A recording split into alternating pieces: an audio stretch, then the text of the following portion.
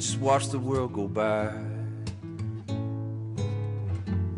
when from the corner of my eye I saw you walking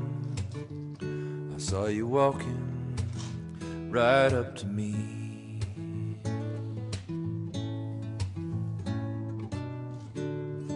I found what I've been missing, someone who will listen, someone who will listen to my soul.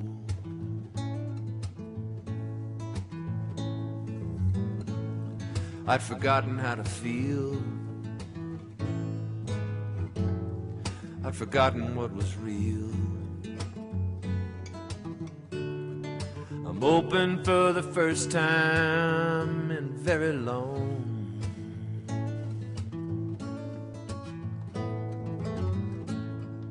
And now I've let you in, I'm ready to begin.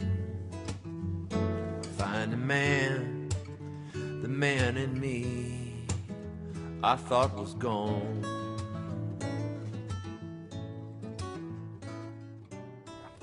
Hello, and welcome to our series, When Vets Gather.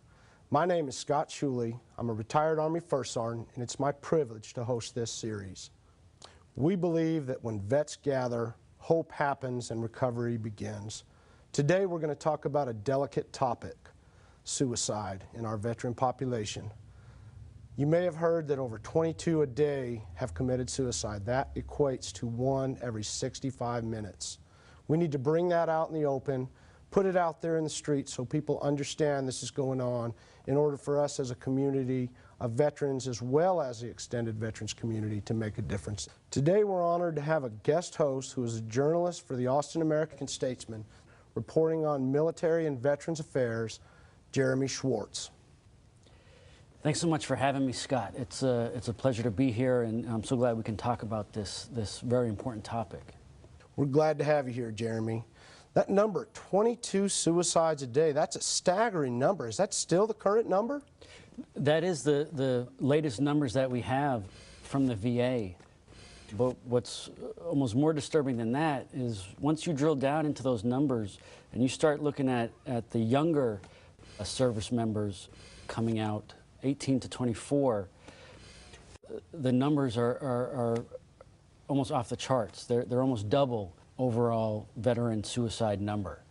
We're losing veterans more than just suicide. There's other things going on with them. Your series was called Uncounted Casualties, is that correct? Yeah, that's right. And we actually did a project at the Statesman that tracked the deaths, almost 300 Iraq and Afghanistan veterans from Texas who died in the months and years after they came back. And the reason that we did it was because we had heard all this anecdotal evidence of veterans who died prematurely. And we found that suicide is really only one kind of part of the puzzle. And we found that they are dying of suicide, of drug overdose, and of vehicle accidents at rates far higher than the civilian population. Wow, it is. It's an astronomical problem. And those are attached to families and friends that absorb these same things with these veterans. And in the series that we have coming up at the Vets Roundtable, you interviewed a man named Andrew O'Brien. Could you tell us a little bit about him? Yeah, Andrew O'Brien was a young soldier who served in Iraq, came back, and like all too many soldiers and veterans of his age, did try to kill himself. Luckily for all of us, he survived it and lived to tell about it. And he has some really important lessons, I think, that a lot of people can learn from. Wow. Let's go to the Veterans Roundtable for the interview with Jeremy and Andrew.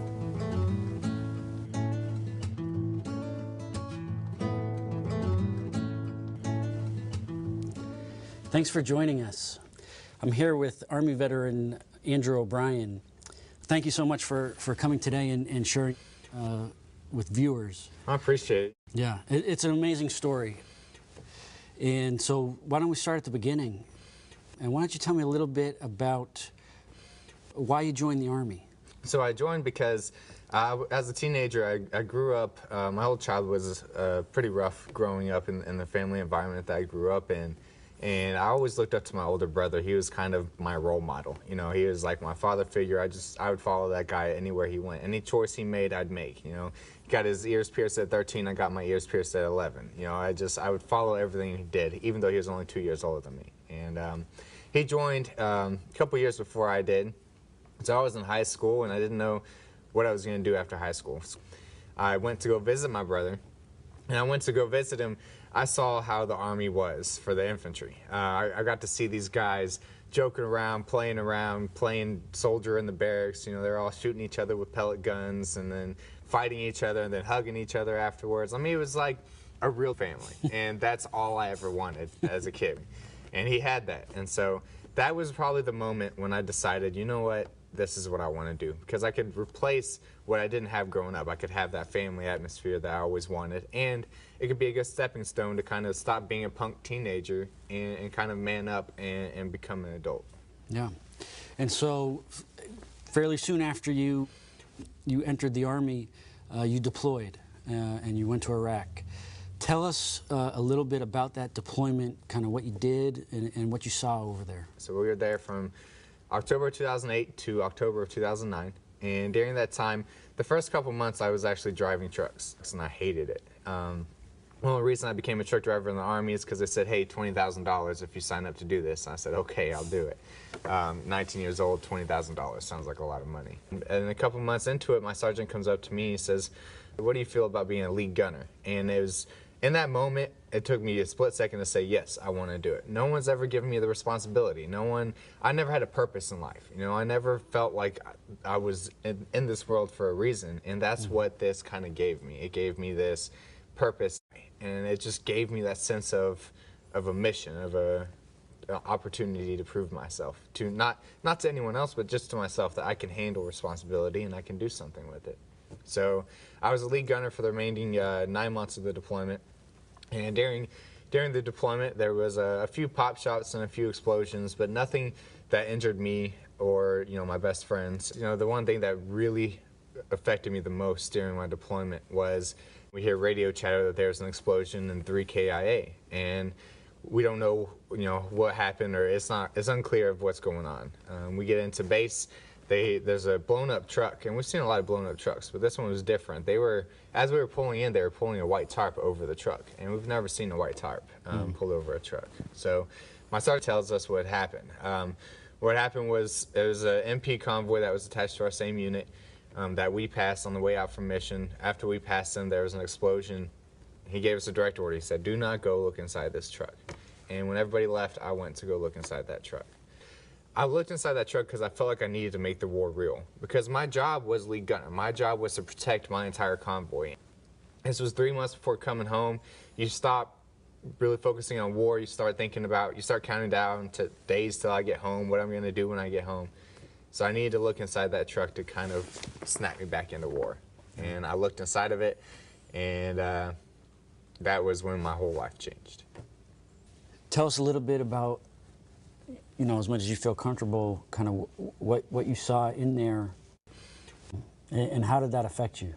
They took, most of the stuff out already, but there were pieces, and there was blood, and the smell was the worst part. It was the smell of burnt flesh, burnt hair, blood, and that smell is something that every now and then it'll just kick in.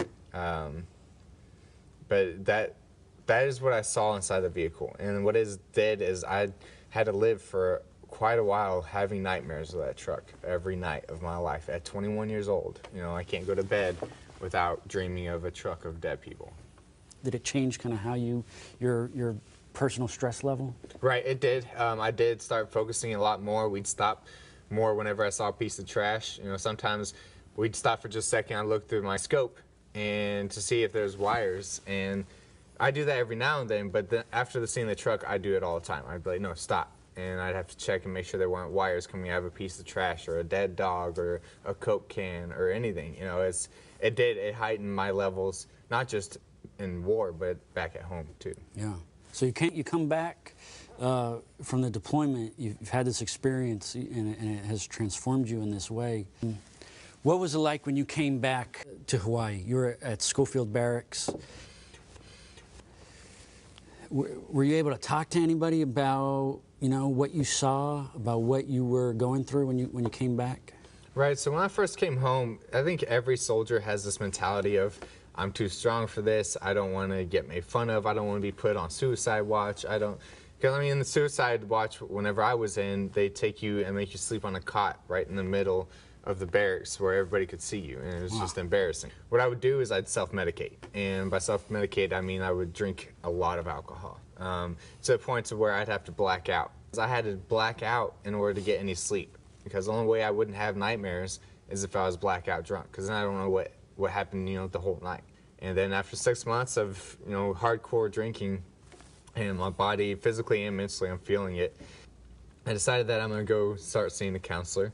I go and start seeing this counselor, and she really helps at first. You know, I'm seeing her for about 2 months, and every time I see her, she's making me repeat the story of the truck. And at first it aggravates me, but then I realize what she's doing is trying to kind of numb me to what I saw, you know, make me come to terms that I can't change it, and that I did see it, but I can get past it. And I started seeing her, and then she gave me a piece of paper, and this piece of paper is called Profile. On this piece of paper, it told my leadership, it said, this soldier cannot carry a weapon for this amount of days. It was for the safety of not only myself, but everybody else. And I take this piece of paper, I go and show it to my first sergeant, and that's when I got called out in front of my whole company of soldiers. I got called out, pulled in front of a formation, and told, this is a piece of blank soldier, you can fill in the blank, because he can no longer carry a weapon. So I went from being lead gunner in Iraq to people's lives being in my hands. Now I'm just this nothing soldier because I went to go get mental health help. You were there with the guys that you had deployed with. What happened next? So, you know, everybody reacted to it differently. The guys I deployed with kind of just let it go. I also had soldiers under me, and I was training them on weapons. Not loaded weapons, but I was training them how to operate weapons, how to break down and clean them, and how to put them back together. So I got called out in front of more than just my peers, but my, you know, lower enlisted, who were my soldiers, and then my higher enlisted, who I've been serving with, and who saw everything I did. And, you know, the worst part was no one stood up for me in that moment. I couldn't stand up for myself because I didn't want to get in trouble for talking back, and so I just had to take it. But for the next few months, I stopped going to counseling. I'd never seen a counselor again since that moment. And what I started doing was I started kind of shoving it down, and I tried to ignore it. I didn't start depending on alcohol again, but what I told myself was, I can make it through it, I'll just ignore it, and it's going to go away. But what that was doing, it was like shaking a Coke can, you know, eventually it's going to explode. Did you guys talk about kind of what you had been through and how it was affecting you now that you were back? No, we never did. We never talked about it. What we did is we did go out drinking, and that was kind of our unconversational way of kind of dealing with it together.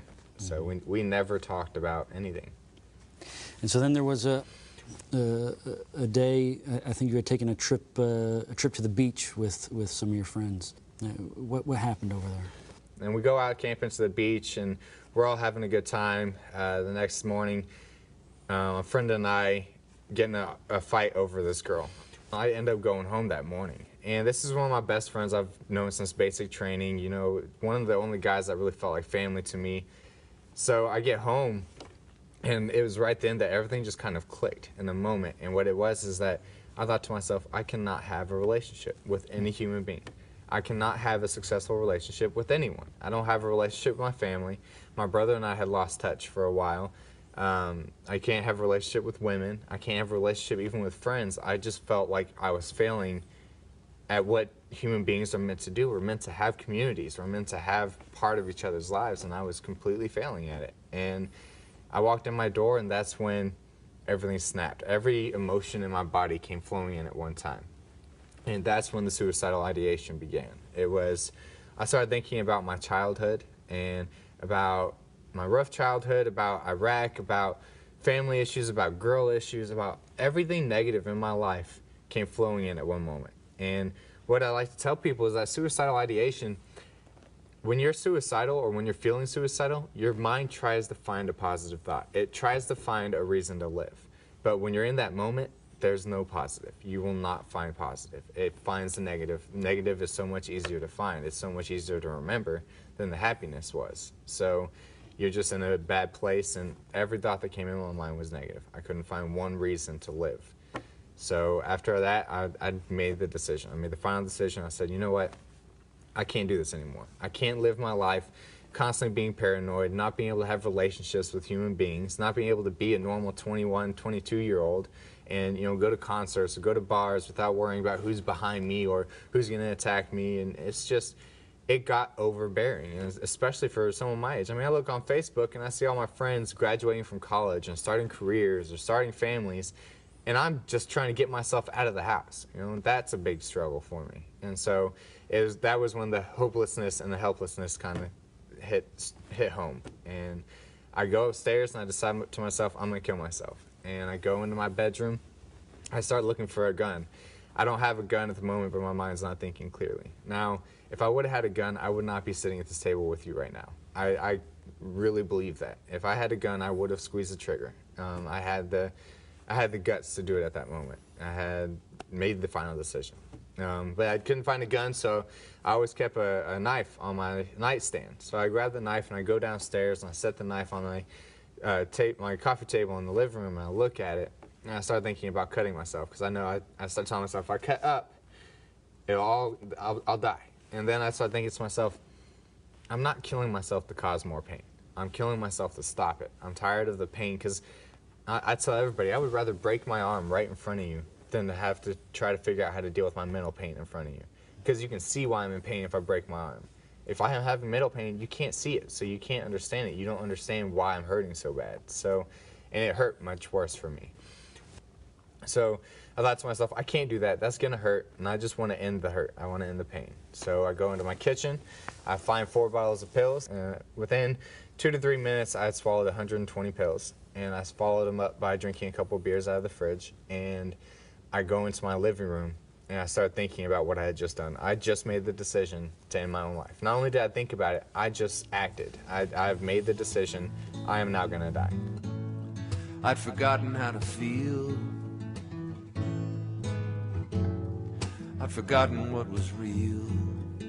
And in that moment, I get angry. And I go on a rampage throughout my house, but it's because I'm so angry that this is my only choice. Like, I don't feel like I'm making a decision to take my own life. I feel like that is the only path to take to not feel pain anymore. And so I get so mad because I don't want to have to die yet, but I feel like I have to. So I get angry, I go through my house and I put holes in all my walls. All of a sudden, I hit a wall and it hurt really bad. So I took a moment, took a deep breath, and it felt like someone kind of took that breath out of me. And that's when the pills started to kick in. And you could feel I could start feeling myself kind of fade away. And I dialed 911. Was there a moment after you felt the pills take effect where you thought you had made a mistake? It was that moment when I started to feel the breath being taken out of me. It was that moment that I literally felt like I could feel myself dying. And it was in that moment that I thought, I'm too young. I can do more. I can fix this. This doesn't have to end this way. But I had also started freaking out because I was like, it's too late. You know, I've already made the decision. The pills are already kicking in. I don't think they can stop it. But that's what made me call 911, because I didn't want to die anymore.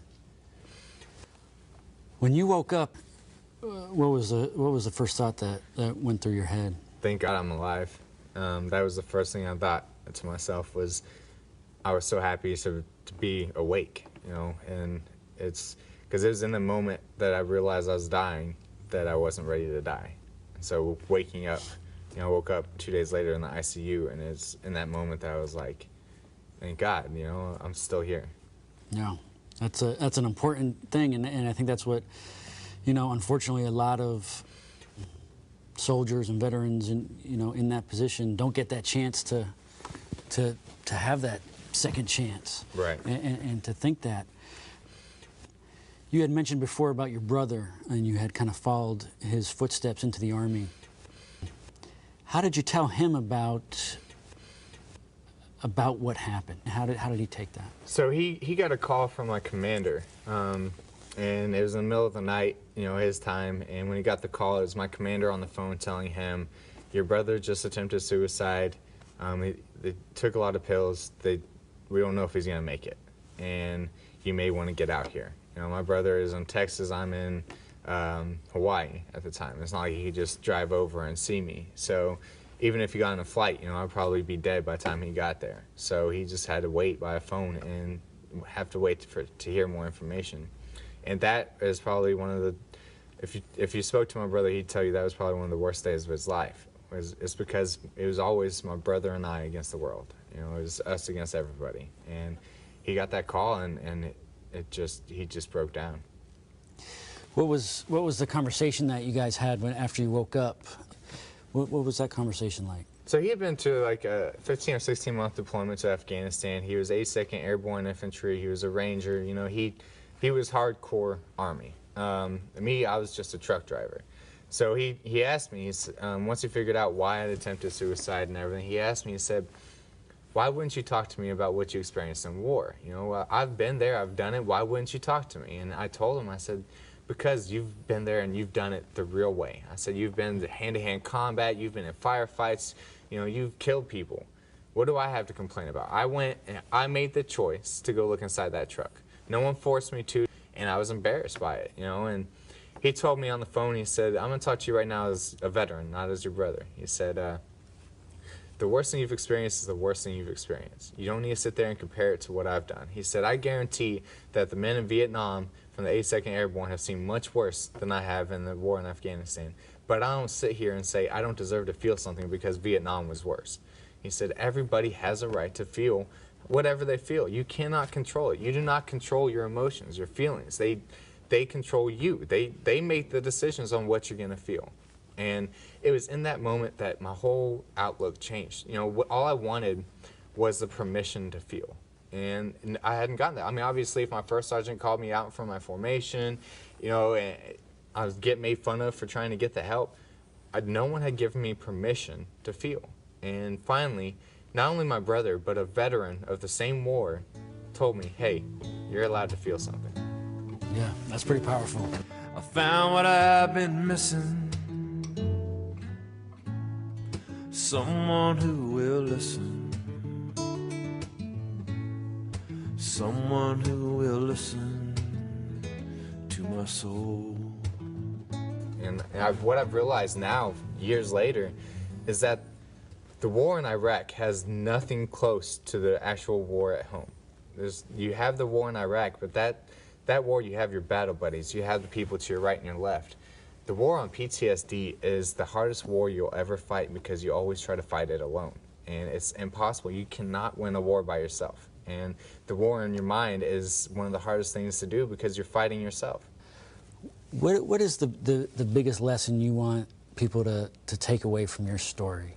Biggest lesson is actually what my brother said. He said, and there's no way to put it in better words, he said, "All I want is someone to sit down, listen to me, and let me give a little bit of my pain to them.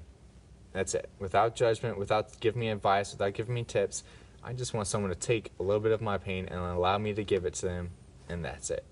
And when he said that, it clicked in my mind. It's like that's all we all want. Everybody just wants, whenever they're mad or they're upset or they just want to talk about something, you don't have to fix the problem. You just have to listen.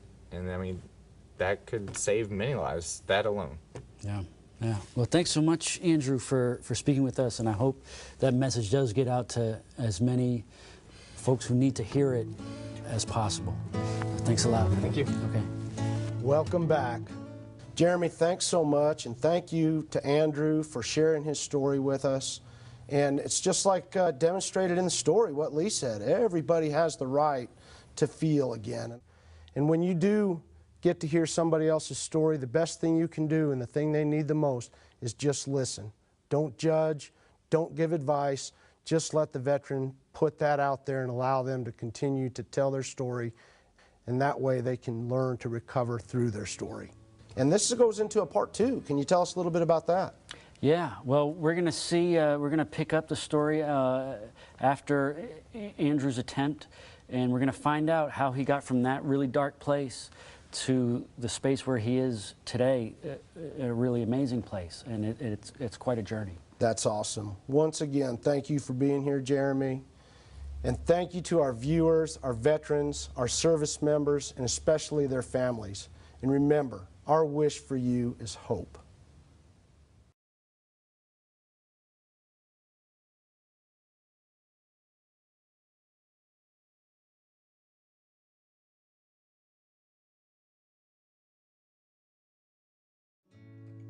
Someone who would listen to my soul.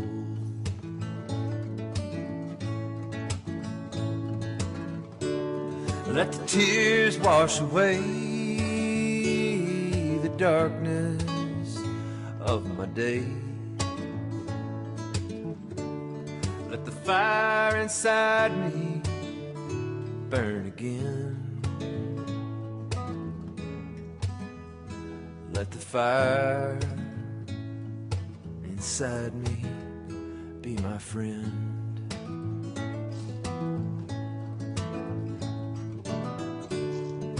Found what I've been missing. It was someone who would listen. Someone who would listen to my soul.